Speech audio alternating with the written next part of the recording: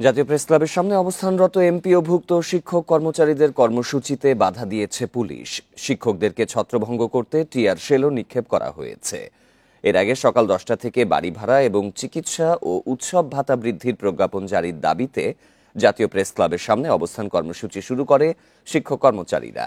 এতে যোগ দেন সারা দেশের বিপুল সংখ্যক শিক্ষক। কর্মসূচির কারণে ওই এলাকায় যান চলাচল ব্যাহত হচ্ছে, ফলে চরম ভোগান্তিতে পড়েছেন যাত্রীরা। বেসরকারি এমপিওভুক্ত জাতীয়করণ প্রত্যাশী জোটের সদস্য সচিব দেলোয়ার হোসেন আজিজি জানান, দীর্ঘদিন ধরে দাবি বাস্তবায়নের আশ্বাস দেয়া হলেও এখনো পর্যন্ত কোনো প্রজ্ঞাপন জারি করা হয়নি। সন্ধ্যার মধ্যে প্রজ্ঞাপন জারি না হলে রাতেও শিক্ষকরা সড়কে অবস্থান করবেন এবং লাগাতার অবস্থান কর্মসূচি চলবে বলে জানান তিনি।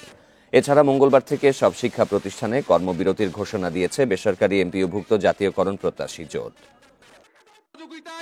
প্রজ্ঞাপন জারি না হওয়া পর্যন্ত জাতীয়করণ প্রত্যাশী জোট ঢাকার রাজপথ ছেড়ে শিক্ষা প্রতিষ্ঠানে যাবে না ইনশাআল্লাহ। 5 টাকা ভিক্ষা দিলে বাংলাদেশের মধ্যে নেয় না, আর শিক্ষকদেরকে একটা 500 টাকা দেয় আমাদের বাড়ি ভাড়া। আমরা এই বাড়ি ভাড়া মানি না।